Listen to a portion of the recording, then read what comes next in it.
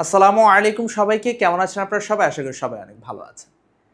এখন আমরা যেই বিষয়টা নিয়ে আলাপ আলোচনা শুরু করব সেটা হচ্ছে নিউটনীয় বলবিদ্যা বা নিউটনিয়ান মেকানিক্সের লেকচার 1 নিয়ে আমরা কথাবার্তা বলবো। আজকে আমরা নিউটনীয় বলবিদ্যার যে বেসিক কনসেপ্টগুলো আছে সেই বেসিক কনসেপ্টগুলো নিয়ে আমি একটু আলাপ আলোচনা শুরু করব এবং এই আলাপ আলোচনাগুলো যখন আমরা বুঝে যাব তখন ইনশাল্লাহ আমরা এর পরবর্তী ক্লাসে বিশ্ববিদ্যালয়ে বিগত বছরে যে এমসিকিউগুলো এসেছে, যে রিটেনগুলো এসেছে সেগুলো সলভ করার জন্য আমরা ম্যাচিওর হয়ে যাব। সেই ম্যাচুরিটির জন্য আজকে আপনারা একাডেমিকে সব পড়ে এসেছেন, জাস্ট একটু মাথার ভিতরে রিভিউ করিয়ে দেওয়ার জন্যই আজকের এই ক্লাসটা। ঠিক আছে, তো আমরা আর দেরি না করে আমরা আমাদের আলাপ আলোচনা শুরু করে দেই ওস্তাদ। শুরু করে দেই, অবশ্যই শুরু করে দিব। তো প্রথমেই আমরা যে বিষয়টা নিয়ে শুরু করব যে কিছু সূত্রগুলো আমরা একটু দেখে নিব এক নজরে। সূত্রগুলো বল F is equal to ma, ঠিক আছে, অথবা F, আমরা যদি এখানে কালারটা একটু চেঞ্জ করে নেই, F vector is equal to ma vector, এগুলো আপনারা জানেন। বলের ঘাত, ঠিক আছে, J is equal to ft, J is equal to ft, ঠিক আছে, is equal to del P বা m ডেল v, ঠিক আছে, m v মাইনাস u, এগুলো আপনারা জানেন। এগুলো নিয়ে আমি এখনই আলাপ আলোচনা করলাম না, আমি প্রত্যেকটা টপিক ওয়াইজ যাব, একটা একটা করে যাব, ঠিক আছে। এগুলো সবগুলা এখানে দেওয়া আছে, ঠিক আছে, সবগুলা এখানে দেওয়া আছে। তো প্রথমেই আমরা যেই বিষয়টা নিয়ে কথা বলবো সেটা হচ্ছে বল ও বলের ঘাত নির্ণয়। এবং বল ও বলের ঘাত নির্ণয় করার জন্য আমাদের যেই যেই সমীকরণগুলো দরকার সেই সমীকরণগুলো সম্পর্কে আমরা একটু ছোট করে জেনে নিই। আমরা জানি, ঠিক আছে, বল ও বলের ঘাতের জন্য আমার যে সমীকরণ দরকার F is equal to ma, ঠিক আছে। m এর বদলে আমি লিখতে পারি a মানে হলো v minus u by t। আচ্ছা, a এর জায়গায় আমরা আবার এইভাবে লিখতে পারি m v square minus u square divide by 2s, ঠিক আছে। তো এইভাবে আমরা বলের ঘাতের সমীকরণ আমরা হচ্ছে এখান থেকে বল আমরা বের করতে পারি খুব সুন্দর করে, ঠিক আছে। আচ্ছা, এইখান থেকে আমরা যদি আরেকটু সামনের দিকে আগাই তাহলে এই জায়গায় যে বলের ঘাত যদি বের করতে চাই, বলের ঘাত J is equal to F average into del T, F average into del T আমরা লিখতে পারি কিনা। F অ্যাভারেজ মানে হলো গড় বল আর ডেল টি হচ্ছে বলের ক্রিয়াকাল, del t is equal to PF minus PI, শেষ ভরবেগ মাইনাস আদি ভরবেগ মাইনাস বা MV মাইনাস MU। আমরা লিখতে পারি 100 বার লিখতে পারি। এই যেটা কি, যে হচ্ছে বলের ঘাত ওস্তাদ, বলের ঘাত, বলের ঘাত লিখতে পারি কিনা? অবশ্যই লিখতে পারি। আচ্ছা, ত্বরণ বের করার জন্য আমাদের কাছে আমরা ত্বরণ কিভাবে বের করতে পারি? A is equal to DV DT, ঠিক কিনা, বা ডিডিটি অফ ভি লিখতে পারি। আচ্ছা, এবার দেখেন তো এই জায়গা থেকে আমরা খুব সুন্দরভাবে এইভাবে লিখতে পারি কিনা, দেখেন তো, A DV DS DS DT, DS DS চলে গেলে ডিভি ডিটি হয়। তাহলে আমরা এই জায়গা থেকে ডিএস ডিটিতে আমরা ভি লিখতে পারি না, ভি ডিভি ডিএস, এটাও হচ্ছে আমার কি, ত্বরণ। আমরা এইভাবে লিখতে পারি কিনা ওস্তাদ? অবশ্যই লিখতে পারি ওস্তাদ, অবশ্যই 100 লিখতে পারি, ঠিক আছে। আচ্ছা, A is equal to V square by 2s যদি if u is equal to 0, অথবা A is equal to u square by 2s if v is equal to 0, শেষ বেগ যদি 0 হয়। তাহলে এই পদ্ধতিগুলা ব্যবহার করে আমরা কিন্তু ত্বরণ বের করতে পারি। ত্বরণ বের করার আরো কিছু, দেখেন আমরা বল নিয়ে কথা বলতেছি, বলের ঘাত নিয়ে কথা বলতেছি, ত্বরণ নিয়ে এত কথা বলতেছি কেন? কারণ আমার ত্বরণ থাকলেই আমি সেখান থেকে বল কান ধরে বের করে ফেলতে পারবো। কান টানলে মাথা আসে, এখানে কানটা হচ্ছে কি আমার ত্বরণ, ত্বরণ টানলে আমার বল চলে আসবে ওস্তাদ, ত্বরণ টানলেই আমার কি চলে আসবে, বল চলে আসবে। ক্লিয়ার? ত্বরণ ধরে টানলে আমার কি চলে আসবে, বলটা চলে আসবে। আচ্ছা আচ্ছা, তারপরে আমরা আরেকটা জিনিস জানি, যদি t1 সময়ে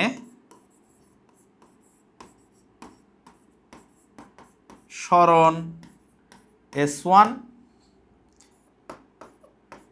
t2 মানে t2 তম সময়ে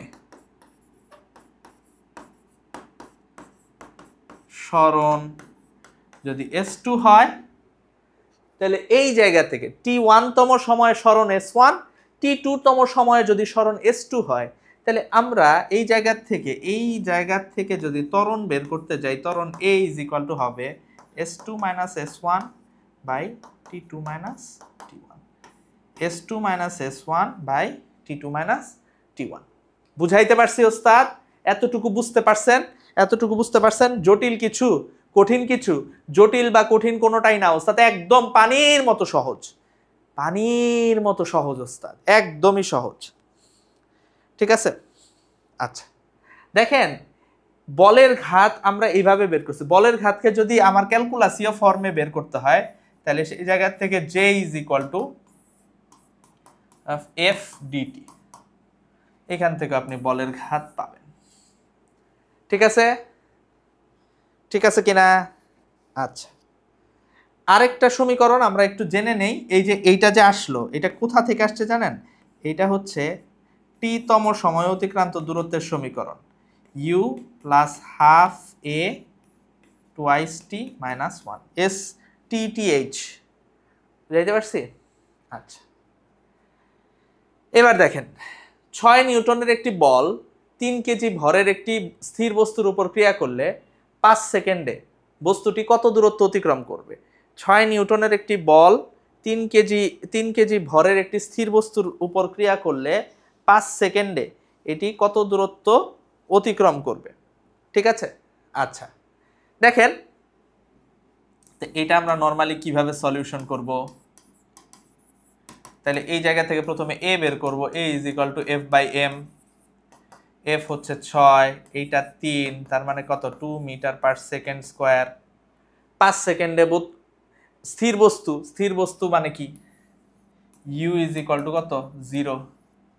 স্থির বস্তুর উপর ক্রিয়া করলে 5 সেকেন্ডে কত দূরত্ব অতিক্রম করবে? তাহলে s = u কত, 0, ½ a t², ½ a হচ্ছে 2, t হচ্ছে কত, 5 স্কয়ার, তাহলে 5 স্কয়ার, এটাই অ্যান্সার। এখন দেখেন, এইটা একটা পদ্ধতি, কিন্তু এই জিনিস যদি এমসিকিউতে আসে, তখন আমরা একটা সিস্টেম বের করব। ইউ যদি 0 হয়, তাহলে ইফ u = 0, u যদি 0 হয়, দেন a = twice s/t²।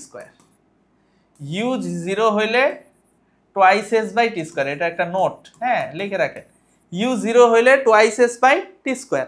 তাহলে আমার 6 নিউটনের একটা বল এত ক্রিয়া করার পরে, আচ্ছা তাহলে এই জায়গা থেকে আমার দেখেন, আমি যদি a = twice s/t², এখন এই জায়গায় বল বানাইতে হলে কি m দিয়ে গুণ করতে হবে, তাহলে ma twice s into m/t², ঠিক কিনা? ma কত, ma হচ্ছে আমার 6, ঠিক কিনা, 6। এই জায়গা থেকে আমি s বের করতে চাই, তাই না, twice s into m/t²। তাহলে এই জায়গা থেকে s যদি বের করতে চাই, তাহলে আমার s আসবে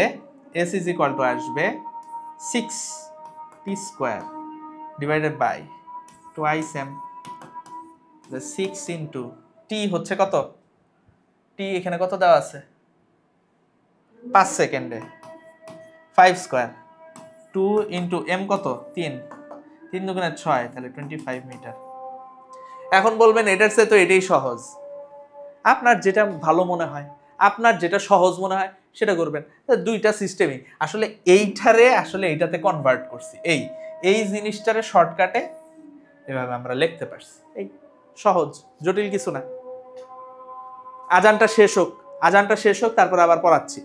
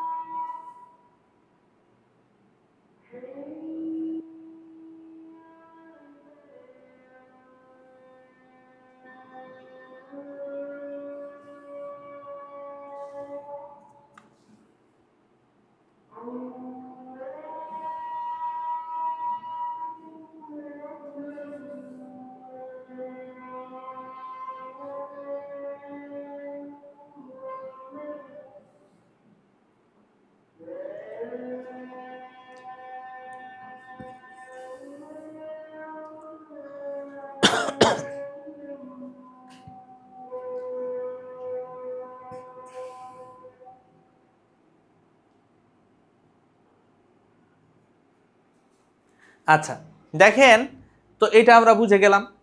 পরের সমস্যাটা আমরা দেখি। সমত্বরণে ধাবমান একটি বস্তু গতির 5 সেকেন্ডে ও 10 সেকেন্ডে যথাক্রমে 50 মিটার এবং 100 মিটার দূরত্ব অতিক্রম করে। বস্তুটির ভর 4 কেজি হলে ক্রিয়ারত বলের মান কত? আচ্ছা, তো আমরা এটা একটু সলিউশন করি। আচ্ছা, 5 সেকেন্ডে অতিক্রান্ত দূরত্ব এবং 10 সেকেন্ডে 50 মিটার এবং 100 মিটার।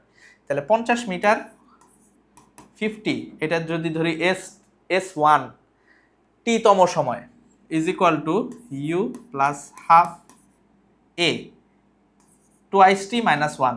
টুয়াইস টি কত এখানে 5, 5 দুগুণে 10, আর 10 থেকে 1 গেলে কত হয়? 9 হয়, 9। ঠিক আছে, তাহলে এই জায়গা থেকে আমরা এইভাবে লিখতে পারি না, 50 প্লাস ইউ প্লাস 9/2 এ লিখতে পারি কিনা? তাহলে এই জায়গা থেকে 50 ইজ ইকুয়াল টু ইউ, হ্যাঁ লিখেই তো ফেলছি, আবার লিখতেছি কেন? আচ্ছা যাই হোক,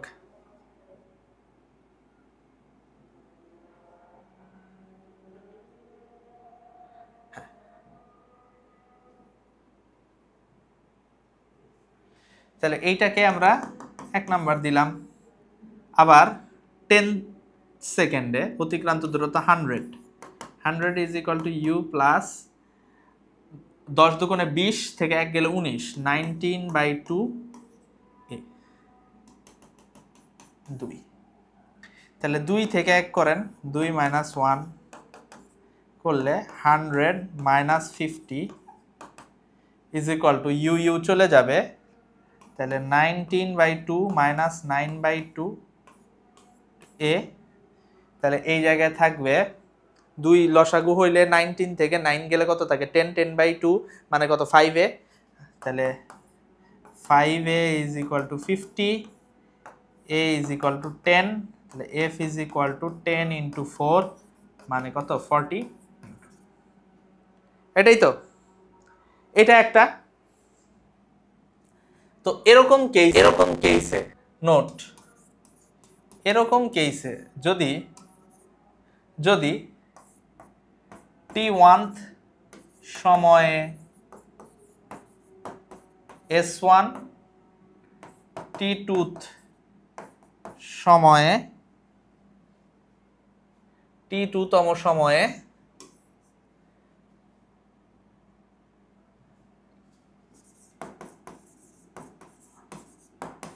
S2 and A যদি কনস্ট্যান্ট থাকে A is equal to constant যদি থাকে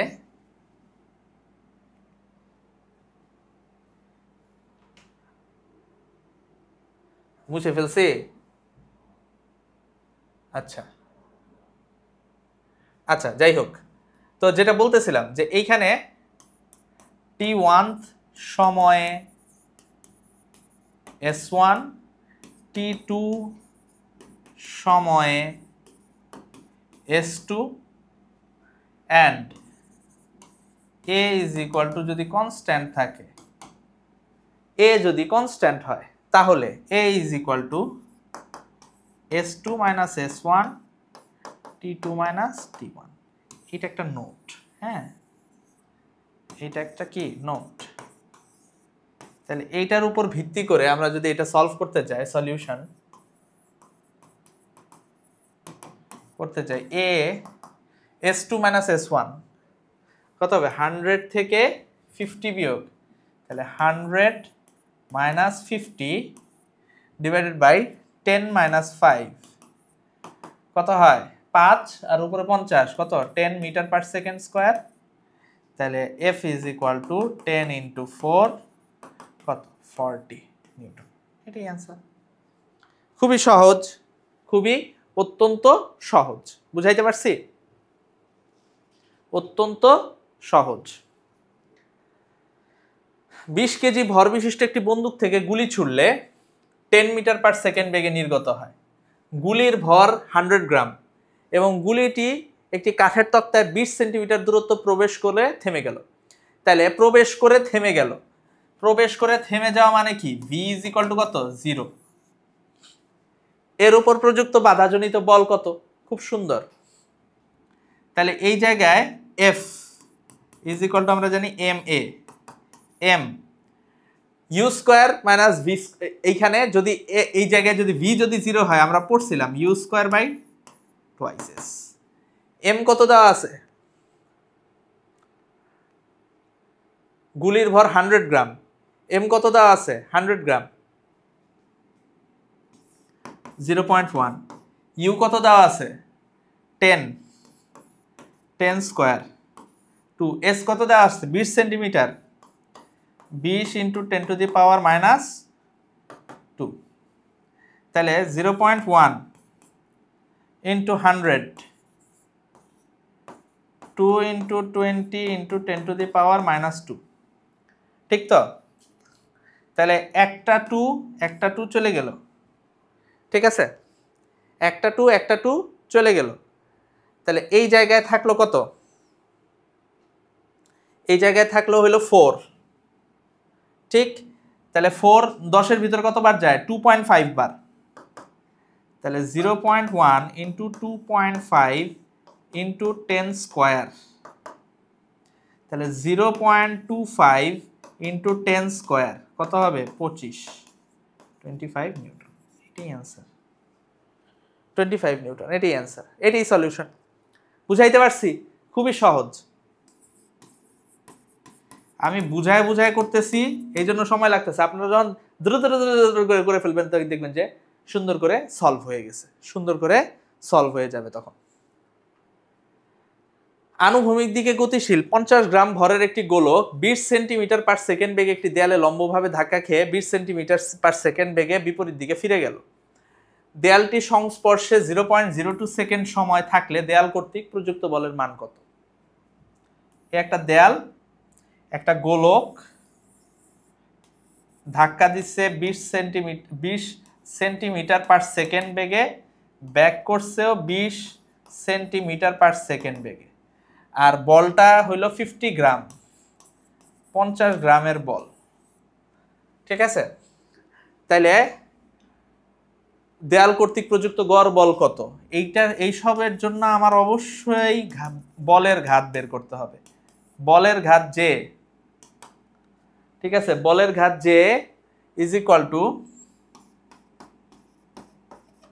F average into del T. ঠিক আছে, এইভাবে করলে হবে? এভাবে করলে হবে না, হবে। দেখেন জে এর জায়গায় আমরা কি লিখতে পারি, M M into V minus U is equal to F average into del T. তাহলে আমার এফ অ্যাভারেজ আমি বের করতে পারবো খুব সুন্দর। এম কত দেওয়া আছে, 50। আচ্ছা, 20 সেন্টিমিটার যাওয়ার দিক যদি আমি নেগেটিভ ধরি, আসার দিকে যদি আমি পজিটিভ ধরি, তাহলে ভি এর দিকে পজিটিভ ধরলে 20 আর 20 কত হয়ে যাবে, 40। 20 আর 20 কত হবে, 40 হবে, তাই না? 20 আর 20 কত হবে, 40 হবে। দেখেন 40। আর আমার ডেলটি কত, ডেলটি হইল 0.02, ঠিক কিনা? তাহলে এই জায়গায় আসতেছে কত,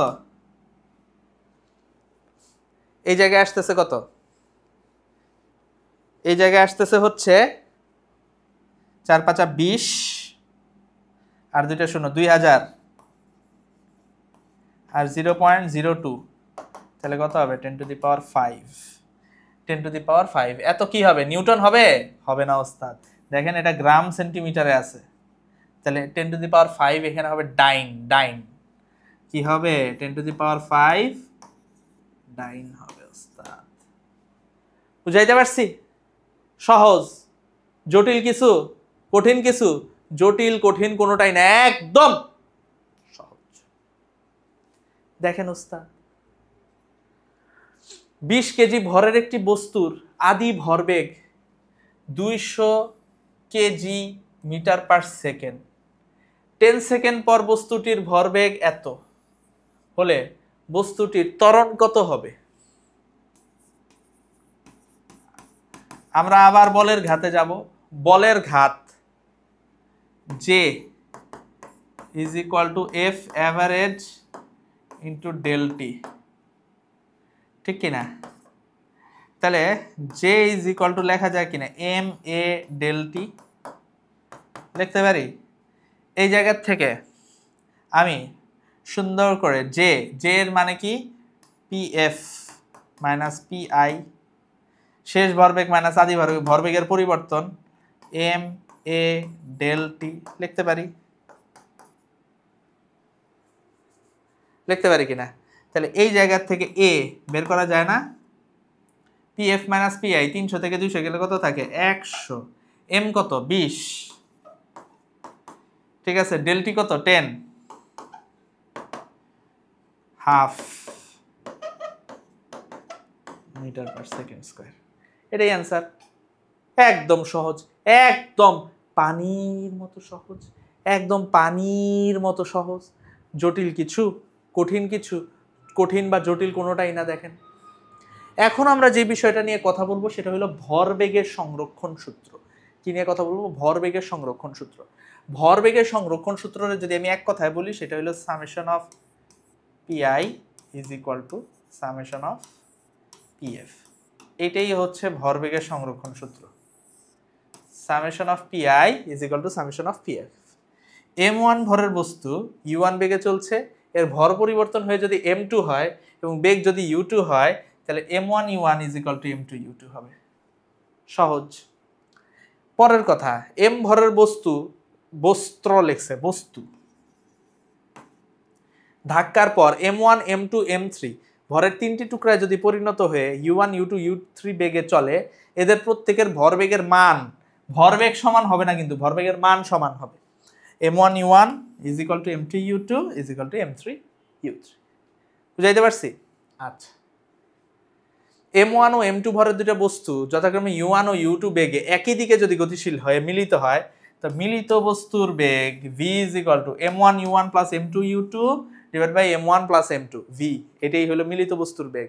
আর যদি বিপরীত দিকে হয়, যে কোনো একটা positive m1 u1 difference m2 u2 divided by m1 plus m2, এটা হলো v। m1 ভরের একটি বস্তু u1 বেগে m2 ভরের একটি স্থির বস্তুকে ধাক্কা দিলে ধাক্কার পর মিলিত বস্তুর বেগ m1 u1, যেহেতু একটা স্থির তাহলে m2 u2 কত 0, m1 by m1 plus m2। বন্দুকের পশ্চাৎ বেগের জন্য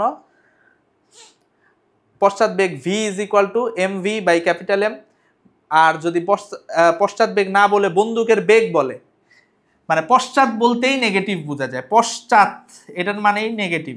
আর পশ্চাৎ না বলে যদি বন্দুকের বেগ বলে minus mv by capital M।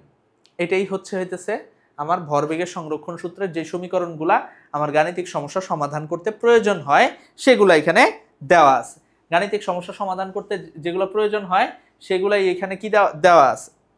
Clear? বুঝাইতে পারছি? বুঝতে পারছেন? ওকে ওকে, দেখেন 5 কেজি ভরের একটি রাইফেল থেকে 20 গ্রাম ভরের একটি বুলেট 1000 মিটার পার সেকেন্ড গতিতে ছুটে যায়। পিছন থেকে রাইফেলের ধাক্কার বেগ কত? খুবই সহজ, ঠিক আছে। m capital V is equal to minus m small v। এইখান থেকে v বের করলে minus small m small v by capital M। Minus small m কত দেওয়া আছে? স্মল m দেওয়া আছে 20 গ্রাম, 20 গ্রাম মানে 0.02 কেজি, আর বেগ দেওয়া আছে 1000 v, আর ক্যাপিটাল M কত 5। তাইলে এই জায়গার থেকে আমরা লিখতে পারি না মাইনাস 0.02, তাহলে দুইটা খাবে এখানে 20, তাহলে -4 এত মিটার পার সেকেন্ড। এটাই হচ্ছে বন্দুকের পশ্চাৎ বেগ, ঠিক আছে। এটা রিকয়েল ফোর্স বলে, এটাকে বলে রিকয়েল ফোর্স, রিকয়েল ফোর্স বলে। বুঝাইতে পারছি? বুঝাতে পেরেছি কিনা?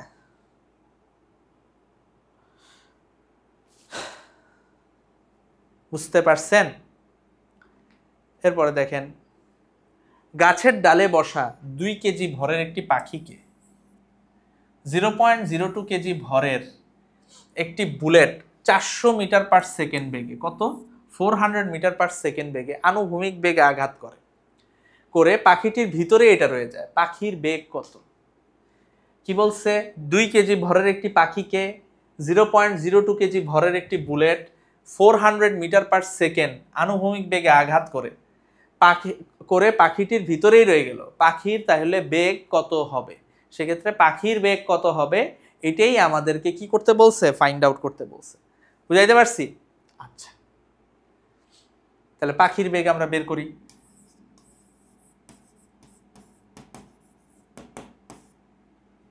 তাহলে ওই যেহেতু দেখেন মিলিত বস্তু, কিন্তু এটা গুলি গেছে পাখির ভিতরে, এই যে পাখি গুলি ঢুকছে পাখির ভিতরেই রয়ে গেছে, পাখি সহ পড়ছে, একটা বেগ লাভ করছে, ওইটাই আমার বের করতে বলছে। তাহলে এই জায়গায় m1 u1 plus m2 u2 is equal two m1 plus m2 into v।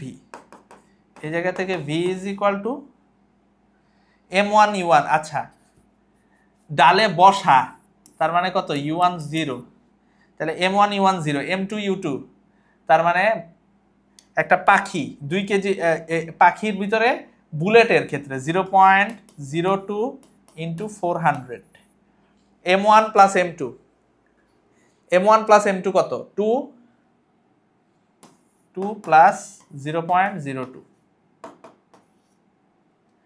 ঠিক আছে। তাহলে এই জায়গায় হবে 8 আর এই জায়গায় হবে 2.02, 3.96 এর মতো আসার কথা। 3.96 অ্যাপ্রক্সিমেটলি 4। বুঝাইতে পেরেছি ওস্তাদ, বুঝাতে পেরেছি? ক্লিয়ার? জটিল কঠিন একটাও তো হওয়ার কথা না, একদমই সহজ। এখানে জটিলতার জায়গা বা স্পেস খুবই কম। বুঝাইতে পারছি? বুঝাইতে পারছি বস? বুঝাইতে পারছি? খুবই সহজ। স্থির অবস্থায় একটি বস্তু বিস্ফোরণের ফলে M1 এবং M2 ভরের দুটি খণ্ডে বিভক্ত হয়। খণ্ড দুটি বিপরীত দিকে V1 এবং V2 বেগ প্রাপ্ত হয়। ঠিক আছে, V1 এবং V2-র অনুপাত কত? প্রথমে তারা কি অবস্থায় ছিল? স্থির অবস্থায় ছিল, একটা বস্তু ছিল, স্থির অবস্থায় একটা বস্তু আকারে ছিল। তাহলে সেই ক্ষেত্রে PI কত? 0। ঠিক আছে, 0 ইজ ইকুয়াল টু এখানে M1 V1 দুইটা বিপরীত দিকে, তাহলে আরেকটা হবে মাইনাস M2 V2। তাহলে M1 V1 is equal to M2 V2। তাহলে V1 by V2 is equal to M2 by M1। তাহলে এটাই অ্যান্সার, M2 বাই M1, এটাই অ্যান্সার। ঠিক আছে, এটাই সলিউশন। বুঝতে পারছি? এখন আমরা যে বিষয়টা নিয়ে কথা বলবো সেটা হচ্ছে রকেট ও লিফট সংক্রান্ত। রকেট ও লিফট সংক্রান্ত। ঊর্ধ্বগামী লিফটের ক্ষেত্রে F is equal to M G plus a হচ্ছে এ ত্বরণে উঠলে, এ ত্বরণ, এ হইল যেই ত্বরণে লিফট উপরে উঠতেছে বা নিচে নামতেছে, উপরে এ ত্বরণে উপরে উঠলে জি এর সাথে এ পজিটিভ হবে, এ ত্বরণে নিচে নামলে জি এর থেকে এ মাইনাস হবে। ক্লিয়ার? রকেটের ক্ষেত্রে ধাক্কা বল, রকেটের উপর যে ফোর্সটা কাজ করতেছে, F is equal to VR। VR কি? নির্গত গ্যাসের বেগ is equal to dm by dt। প্রতি সেকেন্ডে কতটুকু জ্বালানি খরচ হইতেছে, এটাই হলো dm বাই dt। ঠিক আছে, জ্বালানি খরচের হার। হ্যাঁ,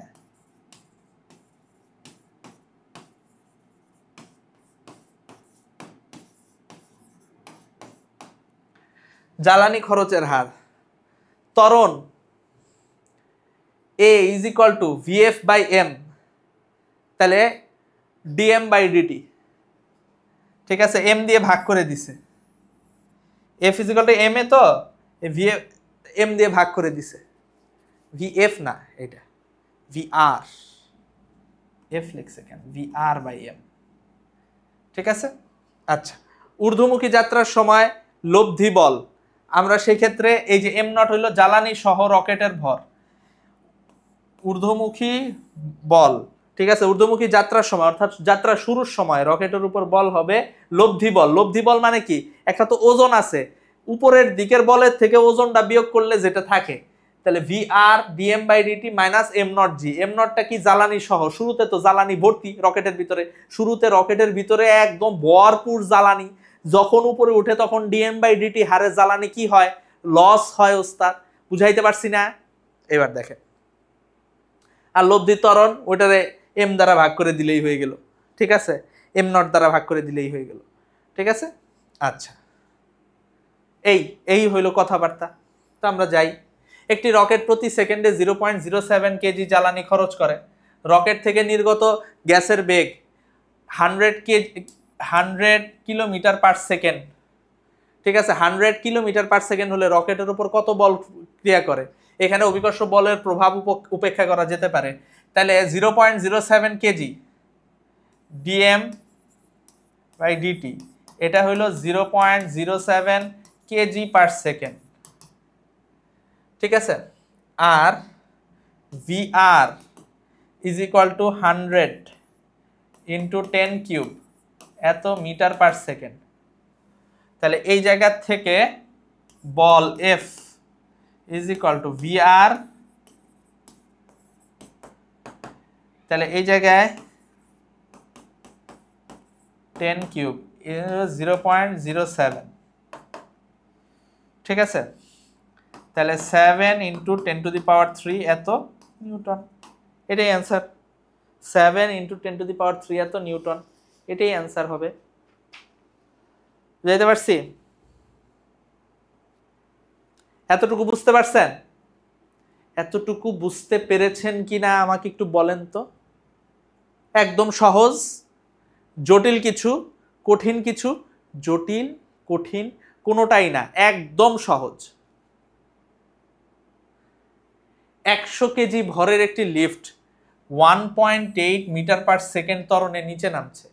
100 কেজি ভরের একটি লিফট 1.8 মিটার পার সেকেন্ড ত্বরণে, লিফটের ভিতরে দাঁড়ানো 60 কেজি ভরের একজন ব্যক্তি কত ওজন অনুভব করবে? তাহলে W prime M G minus A, M কত 60, জি কত 9.8, মাইনাস নিচে নামতেছে না, নিচে নামলে এ কি হবে? নেগেটিভ হবে, ঠিক আছে?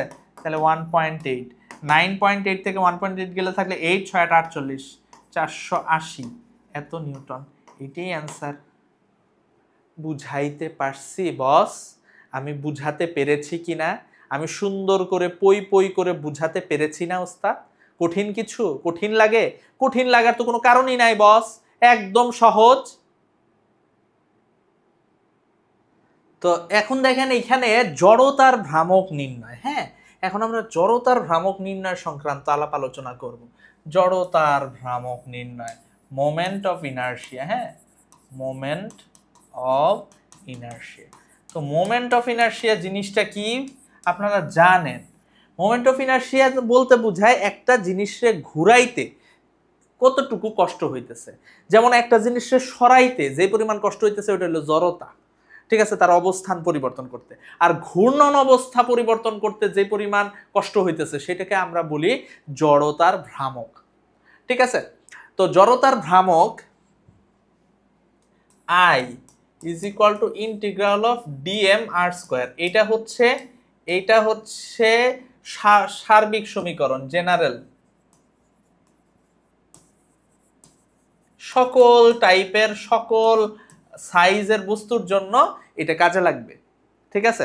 কিন্তু এখন আমরা ছোট ছোট বিভিন্ন ধরনের বস্তুর জন্য আলাদা আলাদা করে যদি ধরে নেই তাহলে খুব সহজভাবে আমরা বের করতে পারবো। এক, সরু সুষম দণ্ডের মধ্যবিন্দুর, সরু সুষম দণ্ডের মধ্যবিন্দুতে যদি ধরেন একটা সুষম দণ্ড আছে, এই দণ্ডের দৈর্ঘ্য হলো এল, এর মধ্যবিন্দুর সাপেক্ষে জড়তার ভ্রামক I is equal two 1/12 ml square. বুঝাইতে পারছি? সরু সুষম দণ্ডের এক প্রান্ত দিয়ে, তাহলে সরু সুষম দণ্ড আছে, তার যে কোনো এক প্রান্ত, দণ্ডের দৈর্ঘ্য L, ঠিক আছে? তাহলে I ইজ ইকুয়াল টু হবে 1/3 ml স্কয়ার, ঠিক আছে? আচ্ছা, নিরেট চোঙ, নিরেট চোঙ মানে হচ্ছে বুঝায় নিরেট সিলিন্ডার, ঠিক আছে? যদি নিরেট হয় তাহলে 1/2 mr স্কয়ার। শুধু নিরেট সিলিন্ডারের জন্য এটা হবে না, এটা হচ্ছে নিরেট চাকতি, চাকতিও যদি হয়, চাকতি যার ব্যাসার্ধ আর, এই দুইটারই ব্যাসার্ধ আমার কি আর, আর ব্যাসার্ধ যদি হয়, দুইটার জন্যই 1/2 mr স্কয়ার। ফাঁপা চোঙের জন্য, ফাঁপা চোঙ, ফাঁপা চোঙ মানে হইল আমার ফাঁপা সিলিন্ডার, সিলিন্ডার যদি ফাঁপা হয় সেক্ষেত্রে আমার হচ্ছে mr স্কয়ার, অথবা রিং এর জন্য, রিং, কোন একটা রিং এর সাপেক্ষে সেটাও হবে mr স্কয়ার, ব্যাসার্ধ আর, ব্যাসার্ধ আর। ভারকেন্দ্রগামী ও তলের লম্ব বরাবর অক্ষ সাপেক্ষে আয়তাকার পাতের জড়তার ভ্রামক, ঠিক আছে? এই আয়তাকার পাত, আয়তাকার পাত যার দৈর্ঘ্য L, প্রস্থ B, যার দৈর্ঘ্য L এবং প্রস্থ B, দৈর্ঘ্য হইল আমার L, প্রস্থ B, তাহলে সেই ক্ষেত্রে হবে 1/12 ml square plus B square. নিরেট গোলকের জড়তার ভ্রামক, নিরেট গোলক, এগুলো সব হইল ভরকেন্দ্র সাপেক্ষে। নিরেট গোলকের জড়তার ভ্রামক 2/5 mr স্কয়ার। ফাঁপা গোলকের জড়তার ভ্রামক 2/3 mr স্কয়ার।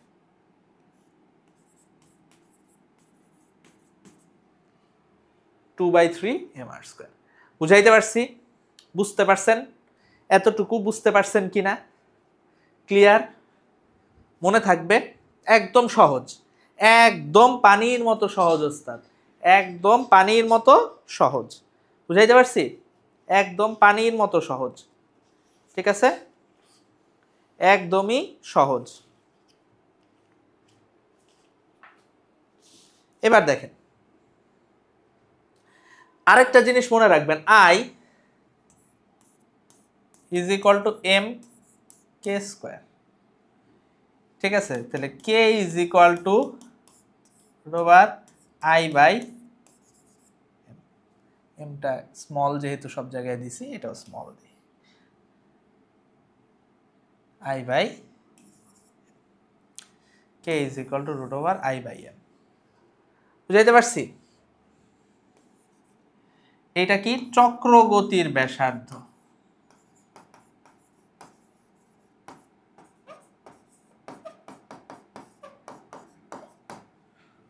চক্রগতির ব্যাসার্ধ। তো চক্রগতির ব্যাসার্ধ জিনিসটা কি?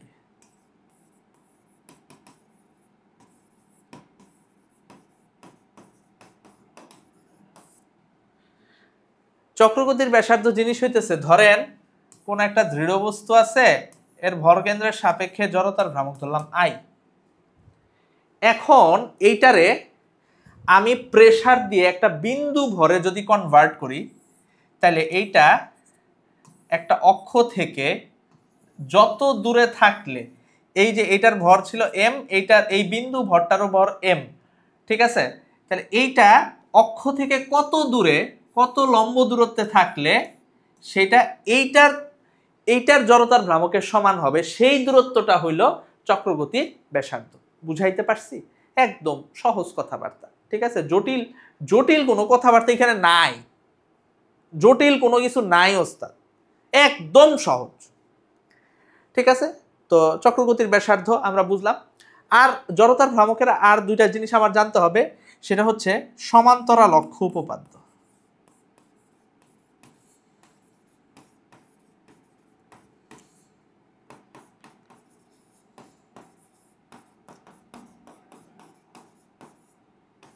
Parallel axis theorem.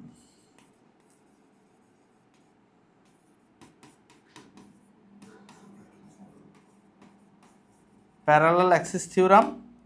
আর একটা হচ্ছে লম্ব অক্ষ উপপাদ্য।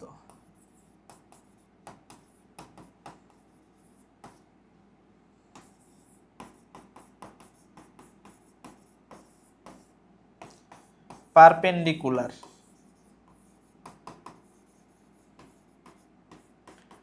অ্যাক্সিস। প্যারালাল অ্যাক্সিস থিওরামটা কি? ধরেন এই যে দৃঢ় বস্তু, এটার ভর কেন্দ্র এইটার সাপেক্ষে জড়তার ভ্রামক ধরে নিলাম I, COM centre of mass. এই বিন্দুতে যদি একটা অক্ষ ধরি, এটা সমান্তরালে, তাহলে এইখানে আই কত হবে?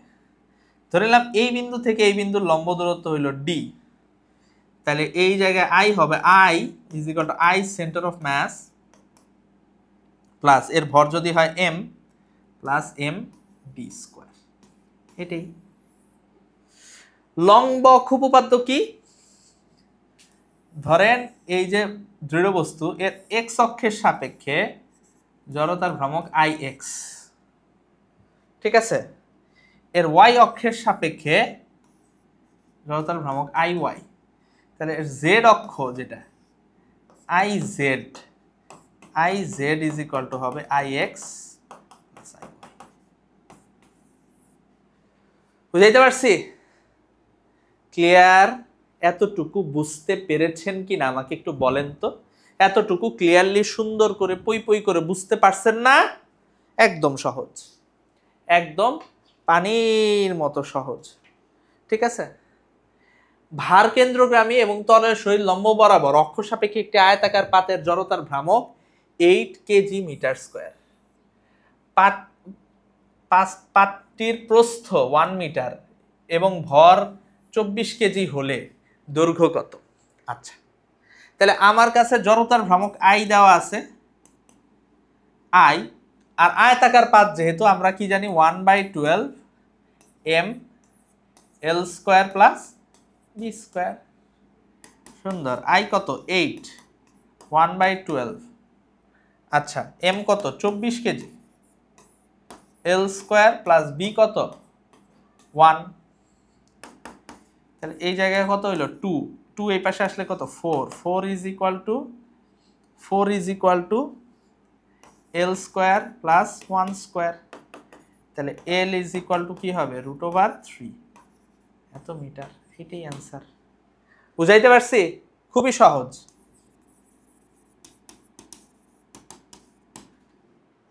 একদম সহজ, জটিলতার কিছু আছে নাই।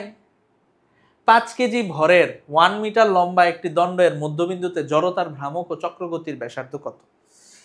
তাহলে 5 কেজি ভর আর 1 মিটার লম্বা একটি দণ্ডের মধ্যবিন্দুতে, মধ্যবিন্দু মানে কি?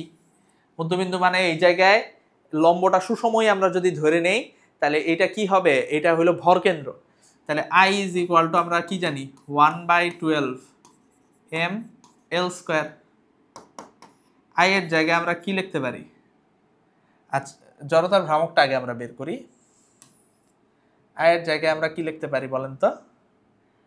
i is equal two 1/12 m কত 5 l কত 1, তাহলে 5/12 কেজি। ঠিক আছে, ঠিক আছে, কেজি মিটার স্কয়ার। ক্লিয়ার এটা? তাহলে এখন যদি i ইজ ইকুয়াল টু আমরা কি জানি i ইজ ইকুয়াল টু 5/12, তাহলে i is equal to m k square লিখতে পারি কিনা? m k square, m k square is equal two 5/12, m হচ্ছে 5, k square 5/12, k is equal two 5 5 চলে যাবে √1/12 এত মিটার। এটাই आंसर। ঠিক আছে, বুঝা গেছে? জটিল, কঠিন, বুঝতে কষ্ট একটাও না, একটাও না, একদম সহজ, একদম সহজ। কৌণিক ভরবেগ, দ্বন্দ্ব, টর্ক ও কৌণিক গতিশক্তি নির্ণয়। কৌণিক ভরবেগ এল অ্যাঙ্গুলার মোমেন্টাম, দ্বন্দ্ব হলো কাপল, টর্ক,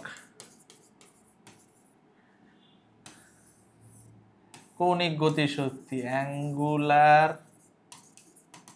কাইনেটিক এনার্জি। দেখেন কৌণিক ভরবেগের সংরক্ষণ সূত্র আমরা কি পড়ছিলাম? m1 v1 plus m2 v2। ঠিক আছে, মনে রাখবেন রৈখিকের জন্য কয়েকটা জিনিস আমি আপনাদেরকে লিখে দিই, মনে রাখবেন, মনে রাখবেন। রৈখিক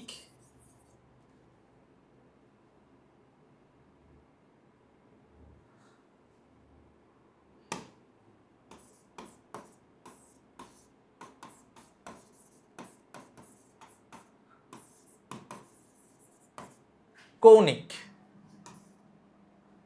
দুঃখিত,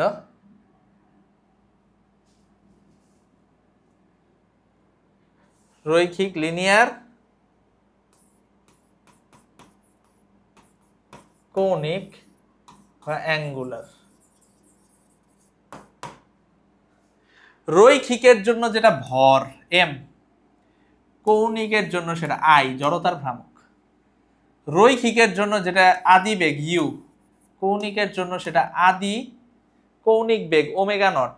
রৈখিকের জন্য যেটা v, কৌণিকের জন্য সেটা ওমেগা।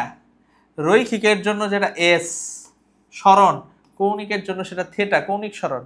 রৈখিক বেগের জন্য যেটা হচ্ছে আমার বল f, কৌণিক বেগের জন্য সেটা টাউ টর্ক। বুঝাইতে পারছি?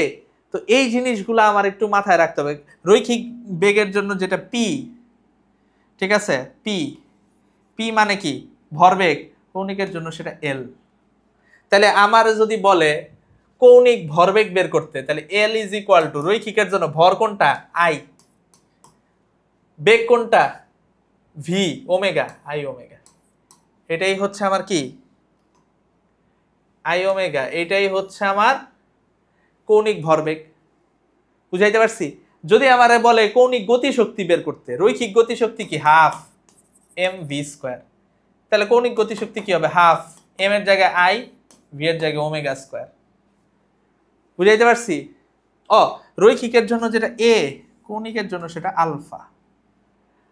রৈখিকের জন্য বল এফ ইজ ইকুয়াল টু কি এম এ, কৌণিকের জন্য টাউ, টাউ এফ মানে কি টাউ, এফ এর বরাবর tau, tau is equal to I alpha. বুঝাইতে পারছি বস? বুঝতে পারছেন জিনিসটা জটিল? হ্যাঁ, খেয়াল করেন, খুবই সহজ। এটা মনে থাকবে? মনে থাকবে কি না বস? মনে থাকবে, মনে থাকতেই হবে, থাকতেই হবে। এটা কোনো মানে এই জায়গায় কোনো ছাড় নাই, মনে থাকতেই হবে। ক্লিয়ার? তাহলে যেটা আমরা বলতেছিলাম, কৌণিক ভরবেগের সংরক্ষণ সূত্র I one omega one is equal to I two omega two. সুন্দর। কৌণিক ভরবেগ আর ক্রস পি লেখা যায়, ঠিক আছে? M V R, P P এর জায়গায় কি এম ভি, আর এটা R, V is equal to omega R লিখতে পারি কিনা? তাহলে ভি ইজ ইকুয়াল টু, তাহলে এম ভি আর, তাহলে এম ভি এর জায়গায় ওমেগা আর ইন্টু আর, তাহলে এম ওমেগা আর স্কোয়ার। ঠিক আছে? এম আর স্কোয়ারে কি লেখা যায় আই, তাহলে আই ওমেগা। এটা এটা এই পুরাটাই আমার কাজে লাগবে। টার্ক, টর্ক, টার্ক বলতেছে টর্ক বা বলের ভ্রামক। মনে রাখবেন বলের ভ্রামক আর টর্ক আমরা এইচএসসিতে একই পড়লেও আসলে এটা সবসময় এক না। ঠিক আছে? বলের ভ্রামক এবং টর্কের ভিতরে স্লাইট একটু ডিফারেন্স আছে। একাডেমিক ক্লাসে আমি পড়াই, এখন আমরা এগুলো না বলি। যাই হোক, tau is equal two, is একটু আগে বললাম আই আলফা অথবা আর ক্রস এফ। আর জিনিসটা কি? ধরেন এই একটা গাছ, এইখানে একজন লোক আছে, সে এইখান থেকে এইখানে গেল, কোথায় ডাল ভাঙার সম্ভাবনা বেশি? দূরে। কারণ কি এইটা হলো অক্ষ, অক্ষ থেকে আর এর মান এখানে বেশি, বেশি হলে এটা ঘুরতে চাবে। ভাঙা মানে কি? এটা ঘুরতে চাবে, ঘূর্ণন প্রবণতা। এই ডাল ভাঙলে কি হবে? ডালটা ঘুরবে। ঘূর্ণন প্রবণতা কোথায় বেশি? এইখানে বেশি না ওইখানে বেশি? শেষ মাথায় বেশি, কারণ আর এর মান বাড়বে। আর ক্রস এফ, এফ তো দুই জায়গায় সমান, এই জায়গায় এমজি, এই জায়গায় এমজি। আরটা হলো, এটাকে বলা হয় মোমেন্ট আর্ম। ঠিক আছে? এবং আলফাটা হচ্ছে বল এবং ওই মোমেন্ট আর্মের মধ্যবর্তী কোণ। ঠিক আছে? আচ্ছা আচ্ছা, কৌণিক ক্ষমতা ছোটবেলায় পড়ছিলাম, কৌণিক ক্ষমতা। ঠিক আছে? ক্ষমতা P is equal to F V, পড়ছেন না? P is equal to F V. তাহলে এফ ভি যেহেতু লেখা যাইতেছে, তাহলে আমার এই জায়গায় টাউ হইল এফ ওমেগা, লেখা যাবে কিনা? আই ওমেগা স্কোয়ার, একটু আগে বলছি আই এর জায়গায় M R square omega square. মোট গতি শক্তি হাফ এম ভি স্কোয়ার, যেমন গড়ায় গড়ায় একটা জিনিস চলতেছে, তার কি হাফ এম ভি স্কোয়ারও আছে, হাফ আই ওমেগা স্কোয়ারও আছে। গড়ায় গড়ায় যখন একটা জিনিস চলে, ঠিক আছে, তখন সেটার হাফ এম ভি স্কোয়ারও আছে, হাফ আই ওমেগা স্কোয়ারও আছে। বুঝাইতে পারছি? ওকে, এই যে V is equal to omega R, রৈখিক আর কৌণিক বেগের মধ্যে সম্পর্ক। এটা দেখে পরিচিত পরিচিত লাগে? V square is equal to U square plus twice A S. ওই যে একটু বলছি এ এর জায়গায় আলফা, এস এর জায়গায় থেটা, ইউ এর জায়গায় ওমেগা নট, আর ভি এর জায়গায় শুধু omega. A is equal to R alpha, A is equal to R alpha. ঠিক আছে? আচ্ছা, theta is equal to omega naught plus omega. মনে পড়তেছে S is equal to you plus V by two into t. এটাই S is equal to R theta. এটা তো আপনারা ছোটবেলায় পড়ে আসছেন, S is equal to R theta. আচ্ছা, theta is equal to omega naught t plus half alpha T square. এটাও পরিচিত, S is equal to U T plus half A T square. এটাই এস এর জায়গায় থেটা বসাইছি, ইউ এর জায়গায় omega not বসাইছি, আলফার জায়গায় স্যার এ এর জায়গায় আলফা বসাইছি, শেষ। জটিল কিছু? একদম সহজ। Tau is equal to I alpha, F is equal to M A মনে রাখবেন, তাহলে tau is equal to I alpha. R cross F, এটা হলো টাউ এর সমীকরণ। আর এগুলো সব আপনারা জানেন।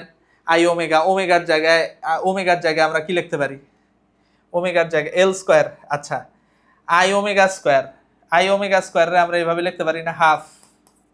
আই এর জায়গায় আমরা কি লিখতে পারি? এম আর স্কোয়ার ওমেগা, ঠিক কিনা? আচ্ছা, এম আর স্কোয়ার ওমেগা। তাহলে এই জায়গায় দেখেন, এই জায়গার থেকে এম আর স্কোয়ার ওমেগা, আর এই জায়গায় এম আর স্কোয়ার, আই হইতেছে এম আর স্কোয়ার, আর এখানে কি ওমেগা স্কোয়ার লেখা যায় না? তাহলে আর ওমেগা আর এখানে কি এম ভি স্কোয়ার লেখা যায় না?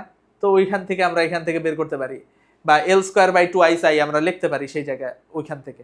তাহলে omega is equal to twice pi N by T is equal to twice pi by capital T, এগুলো আমরা জানি, ঠিক আছে?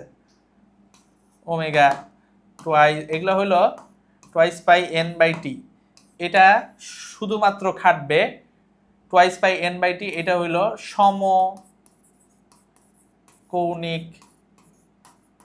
বেগের জন্য বা সুষমবৃত্তীয় গতির জন্য, ঠিক আছে? টুয়াইস পাই বাই টি এটা কাজে লাগবে শুধু সুষমবৃত্তীয় গতির জন্য কাজে লাগবে, যেখানে আলফা জিরো থাকলে, হ্যাঁ, সুষমবৃত্তীয় গতি আলফা জিরো থাকলেই এটা ইউজ করতে পারবো আমরা। L is equal to I omega, omega is equal to omega naught plus a t, V is equal to you plus a t, ঠিক আছে? আচ্ছা, এবার দেখেন 4 কেজি ভরের একটি বালক নাগরদোলায় চড়ে 20 মিটার ব্যাসের বৃত্তাকার পথে 6 আরপিএম কৌণিক বেগে ঘুরছে। বালকটির কৌণিক ভরবেগ নির্ণয় করো। কৌণিক ভরবেগ এল is equal to I omega, ঠিক আছে? এল ইজ ইকুয়াল টু কি? I omega. তাহলে আই এর জায়গায় আমরা কি লিখতে পারি? M R square omega, M কত? 4, 20 স্কোয়ার, ওমেগা কত? 6 আরপিএম। তাহলে 6 আরপিএম মানে রোটেশন পার মিনিট, প্রতি মিনিটে 6 বার করে ঘুরতেছে।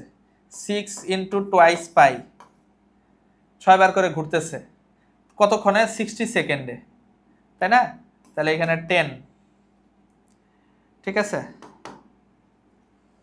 তাহলে 10, তাহলে এই জায়গায় আমরা যদি এখানে আসি 800, 800, 4 দুগুণে 8, 4 4 16, 20 স্কোয়ার না, 20 মিটার ব্যাস। ও সরি, এখানে একটা ভুল করে ফেলছি আমি, দেখেন ভুল করে ফেলছি। এখানে 20 মিটার যদি ব্যাস হয়, ব্যাসার্ধ কত হবে? 10 মিটার, ব্যাসার্ধ হবে 10 স্কোয়ার। এবার দেখেন 4 দুগুণে 8, 800, ঠিক আছে? 800 পাই বাই 10, তাহলে কত? 80 পাই, এত, ঠিক আছে? এত কেজি মিটার পার সেকেন্ড, এটাই অ্যান্সার, 80 পাই। বুঝাইতে পারছি? 10 কেজি ভরের একটি চাকার উপর 10 নিউটন মিটার টর্ক প্রয়োগ করলে 4 রেডিয়ান পার সেকেন্ড স্কোয়ার কৌণিক ত্বরণ সৃষ্টি হয়। চাকাটির ঘূর্ণন জড়তা ও চক্রগতির ব্যাসার্ধ নির্ণয় করো।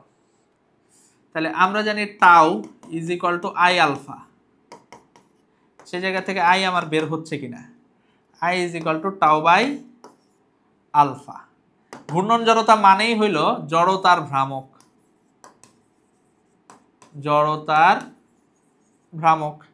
টাউ কত? টাউ হইল 10, আলফা কত? 4, কত হইল? 2.5, ঠিক আছে? এত কেজি মিটার স্কোয়ার। এখন আই ইজ ইকুয়াল টু আমরা জানি 2.5, এখন এইটার জায়গায় আমরা কি লিখতে পারি? M K square is equal to 2.5, এই জায়গা থেকে K is equal to 2.5/10 whole root, তাহলে রুট ওভার 0.25, তাহলে রুট ওভার 0.25 থেকে 0.25 রে রুট করলে আসে 0.25 রে রুট করলে আসে 0.5, 0.25 রে রুট করলে আমরা পাবো 0.5 এত মিটার। এটাই অ্যান্সার। বুঝাইতে পারছি? খুবই সহজ, অত্যন্ত সহজ, পানির মতো সহজ। ঠিক আছে?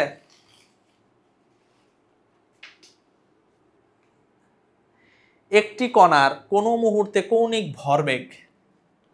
কৌণিক ভরবেগ এল এত, এখানে সেকেন্ডে টি এবং কেজি মিটার পার সেকেন্ডে এল প্রকাশিত। টি ইজ ইকুয়াল টু 1 সেকেন্ডে শেষে 1 সেকেন্ড শেষে কণাটির উপর ক্রিয়ারত টর্ক নির্ণয় করো। আমরা বল হিসেবে কি পড়ছিলাম? F D DT of P, তাহলে টাউ ইজ ইকুয়াল টু হবে, আমি কি বলছিলাম, বলের জায়গায় আমরা কি লিখতে পারি? টাউ লিখতে পারি, বলের জায়গায় টাউ লিখতে পারি অর্থাৎ টর্ক, আর ভরবেগের জায়গায় আমরা কৌণিক ভরবেগ লিখতে পারি কিনা। তাহলে এই জায়গায় আমরা সুন্দর করে সলিউশন বসায় দেই। সলিউশন এই জায়গায় হবে tau is equal to D DT of L, তাহলে ডি ডিটি এল এর জায়গায় আমরা কি বসাইতে পারি? এই জায়গায় 4t square I cap minus 4t square I cap minus 3 t J cap plus 7t square minus 4t K cap. তাহলে টি এর রেসপেক্টে ডিফারেন্সিয়েশন করি, 4t স্কয়ার এখানে হবে 8t I cap minus thrice J cap plus 14t minus 4 এত কে cap. টি এর value 1 বসান, তাহলে 8 I cap minus thrice J cap, 14t এর ভ্যালু 1 বসালে 14 মাইনাস 4 কত হবে? 10 প্লাস 10 কে ক্যাপ। তাহলে এত নিউটন মিটার টর্ক। এটাই অ্যান্সার। সহজ? কঠিন? কঠিন না, একদম সহজ। বুঝাইতে পারছি? বুঝাইতে পারছি? কেন্দ্রমুখী বল ও কেন্দ্রমুখী ত্বরণ। কেন্দ্রমুখী বল হইল mv স্কয়ার বাই আর, ঠিক আছে, আর কেন্দ্রমুখী ত্বরণ হইল v স্কয়ার বাই আর। তাহলে mv স্কয়ার বাই আর রে m ওমেগা স্কয়ার আর লেখা যায়, আর এ রে এ ওমেগা স্কয়ার আর লেখা যায়। দেখেন, পানি ভর্তি বালতির কৌণিক বেগ যদি পানি না পড়ে, যাতে পানি না পড়ে, ধরেন একটা পানি বলতে পানিতে উলম্ব তলে ঘুরাইতেছি, পানি পড়বে না, তাহলে সেই ক্ষেত্রে কৌণিক বেগ omega is equal to root over G by R. এটা একটা শর্টকাট, এটা একটা শর্টকাট বস। পানি ভর্তি বালতির ঘূর্ণন বেগ, পানি যখন না পড়বে, নর্মাল বেগ যেটা রৈখিক, V is equal to root over G R. ঘূর্ণন সংখ্যা কতবার ঘুরাইলে, কতবার মিনিটে কতবার ঘুরাইলে, ঠিক আছে, কতবার ঘুরাইলে, একটা নির্দিষ্ট সময়ে কতবার ঘুরাইলে এটা পানি পড়বে না, সেই সংখ্যা n is equal to T by twice pi into root over G by R. ঠিক আছে? ওকে, এবার দেখেন আমরা খুব সুন্দর করে এই জিনিসটা শিখে ফেলবো। খেয়াল করেন,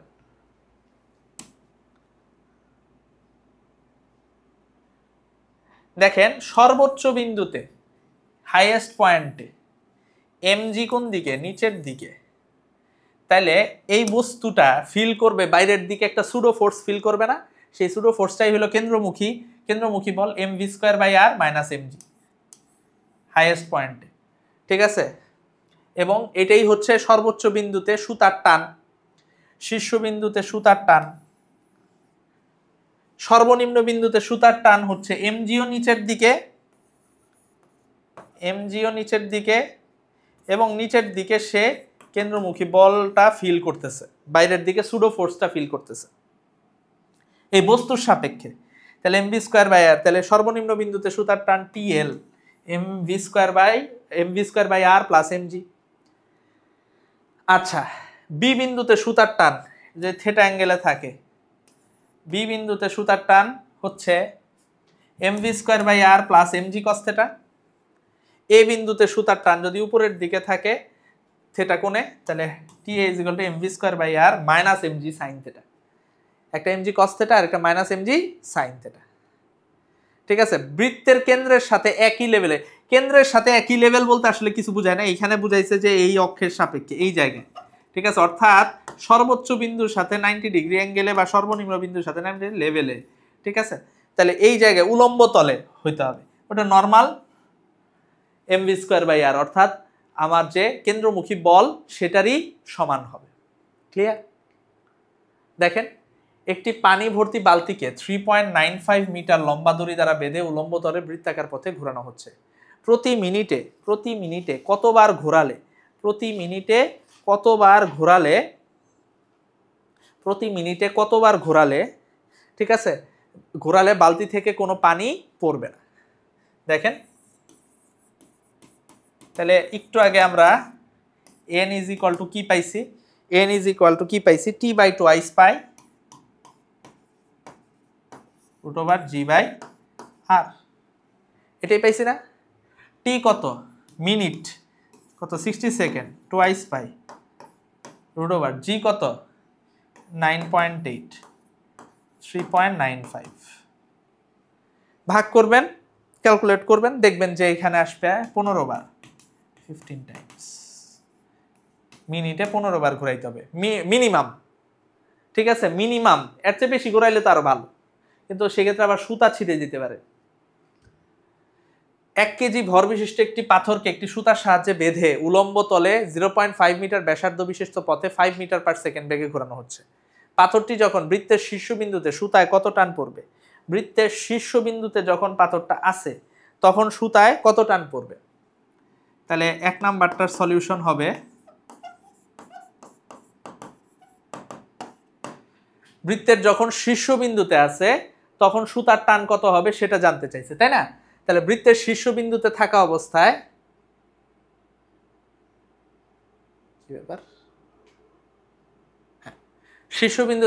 অবস্থায় সুতার টান, তাহলে TH mv square by r minus mg, শীর্ষবিন্দুতে m হইল 1, v হচ্ছে আমার 5 স্কয়ার, ঠিক আছে, 0.5 হইল আমার r, মাইনাস m হচ্ছে আমার 1 আর g হচ্ছে 9.8। ঠিক আছে, 9.8 25, তাহলে এখানে যাবে 5 বার, তাহলে হবে 50, 50 মাইনাস 9.8, তাহলে এখান থেকে হবে 40.2 এত নিউটন, 40.2 নিউটন। ঠিক আছে, এটা 1 নাম্বার। বৃত্তের কেন্দ্রের সাথে একই লেভেলে সুতার টান, তাহলে t ইজ ইকুয়াল টু হবে mv square by r 1 5 square 0.5 50 newton. সর্বনিম্ন বিন্দুতে সুতার টান t লোয়েস্ট পয়েন্টে mv square by r plus mg, m হচ্ছে 1, v হচ্ছে 5 স্কয়ার, r হচ্ছে 0.5 প্লাস m হচ্ছে 1, g হচ্ছে 9.8, তাহলে এই জায়গায় হবে 59.8 এত। ক্লিয়ার? বুঝাতে পেরেছি কিনা? বুঝাইতে পারছি ওস্তাদ? জটিল, কঠিন? হ্যাঁ, একটাও তো না, একদম সহজ, একদম সহজ, তাই না? দেখেন, রাস্তার বাঁকে সাইকেল চালনার সময় আরোহীর নতিকোণ ইজ ইকুয়াল টু, রাস্তার যেখানে মোড় নেয় সেখানে আনতিকোণ, এটা হইল ব্যাংকিং অফ রোডস। দেখব, অর্থাৎ রাস্তায় বাঁক নেওয়ার সময় যে আমার কেন্দ্রমুখী বলের যোগান নিতে হয়, সেই ক্ষেত্রে আমার হচ্ছে রাস্তার আনতিকোণ থিটা ইজ ইকুয়াল টু কত হবে? Theta is equal to tan inverse V square by R G. ঠিক আছে, tan inverse V square by R G. আর থিটা যখন অনেক কম হয়, থিটা ধরেন একদম ছোট, ঠিক আছে, তখন tan থিটা মানেই sin থিটা। এটা হচ্ছে ধরেন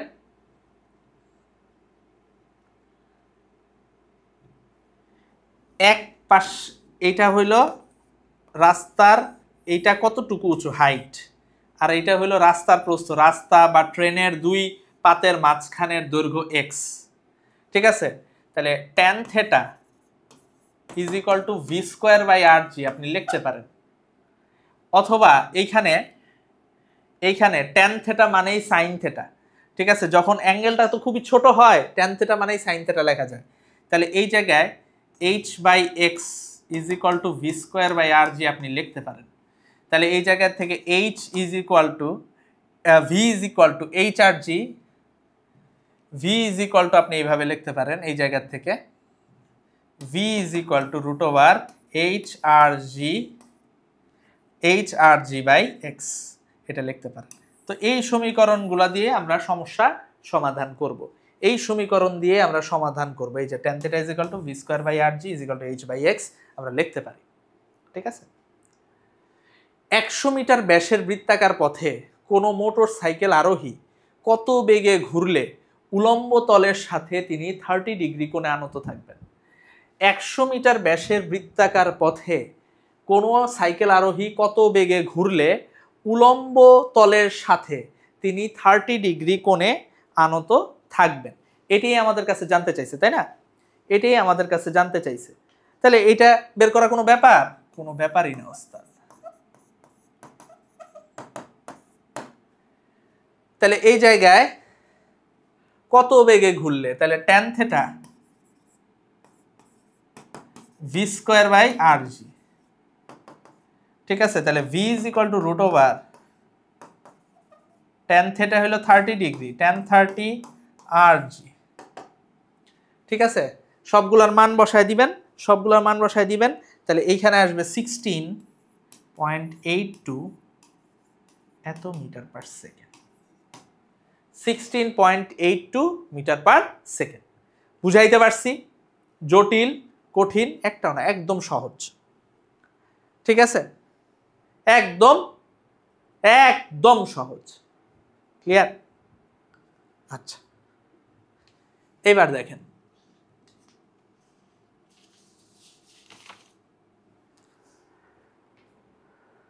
একশো কেজি ভরের একটি রেলগাড়ি 600 মিটার ব্যাসার্ধ বিশিষ্ট একটি বৃত্তাকার পথে, 100 কেজি ভরের একটি রেলগাড়ি 600 মিটার ব্যাসার্ধ বিশিষ্ট একটি বৃত্তাকার পথে 90 কিলোমিটার পার আওয়ার গতিতে চলে। 90 কিলোমিটার পার আওয়ার গতিতে সে চলে, 90 কিলোমিটার পার আওয়ার গতিতে সে চলে। ঠিক আছে, এখন বলছে লাইনের দুটি পাতের মধ্যবর্তী দূরত্ব যদি 2 মিটার হয়, তবে বাইরের পাতটি ভেতরটি হতে কত উঁচু হলে এর মধ্যে কোনো পার্শ্বচাপ পড়বে না। ঠিক আছে, তাহলে সুন্দর, পার্শ্বচাপ পড়বে না মানে ব্যালেন্স থাকবে, অর্থাৎ একটা পাতে বেশি একটা পাতে কম এরকম প্রেসার পড়বে না। তাইলে বলছে যে বাইরের পাতের থেকে ভিতরের পাত কতটুকু উঁচু হলে, তাহলে আমি জানি H by X is equal to V square by R G. তাহলে এটাই তো আমার বের করতে হবে, H is equal to V square X by R G. আচ্ছা, 90 কিলোমিটার পার আওয়ার এটা হলো ভি, 90 কিলোমিটার পার আওয়ার, এটারে 3.6 দিয়ে ভাগ করলে আসবে 25 মিটার পার সেকেন্ড। ঠিক আছে, 3.6 দিয়ে কেন ভাগ করতেছি বুঝতেছেন? যে কিলোমিটার 1000 বাই 3600, ঠিক আছে, 1000 বাই কত 3600, এটা দিয়ে ভাগ করে 3600 না তো, সরি 3.6 আছে 0.36 আর কি, হ্যাঁ 3600 3.6 দিয়ে ভাগ করতেছি। হ্যাঁ, তাহলে ওইটা করলে যেটা আসবে সেটাই, বুঝাইতে পারছি? আচ্ছা, 90, হ্যাঁ হ্যাঁ 3.6 দিয়ে ভাগ করতেছি, ঠিকই আছে ঠিকই আছে।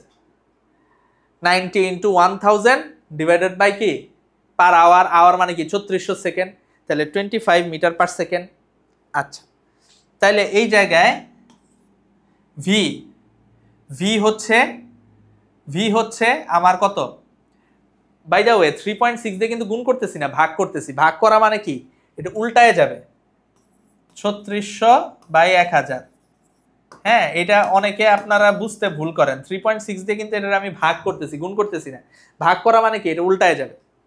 মানে আমি 1000 বাই 3600 দিয়ে যদি এটা ভাগ করি, তাহলে এর মানে কি 3600 1000 বাই 3600 দিয়ে ভাগ করা মানে কি,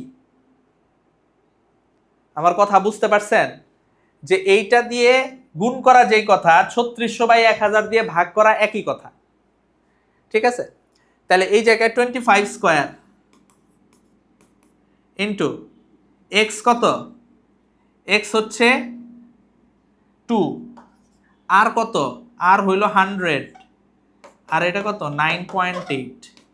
তাহলে এইচ কত আসবে, এইচ দেখবেন 0.213 মিটার, 0.213 মিটার। এটাই অ্যান্সার। বুঝাইতে পারছি? কঠিন জটিল একদমই না, একদম সহজ, একদমই সহজ। ঠিক আছে, এরপরে দেখেন ঘর্ষণ সংক্রান্ত। দেখেন স্থিতি ঘর্ষণ বা স্থিতি ঘর্ষণ ইজ ইকুয়াল টু, মনে রাখবেন স্থিতি ঘর্ষণ বা সীমাস্থ ঘর্ষণ হইল মিউ এস ইন্টু আর, আর গতি ঘর্ষণ হইল F K is equal to mu K into R. এই আর অ্যাপ্লাইড ফোর্স হইল, অ্যাপ্লাইড ফোর্স এফ, কোন জায়গায় যদি applied is equal to F friction plus M A. ঠিক আছে, সুন্দর। 1.5 কেজি ভরের একটি বই টেবিলের উপর আছে, টেবিলের তল বরাবর কত বলে টানলে বইটি চলা শুরু করবে। মনে রাখবেন বইটি চলা শুরু করা মানে সেই জায়গায় আমার কেবল গতিশীল হইতেছে, ত্বরণ কি এখানে জিরোই থাকবে। চলা শুরু করবে মানে এটার ত্বরণ a ইজ ইকুয়াল টু 0, অর্থাৎ চলার উপক্রম হবে।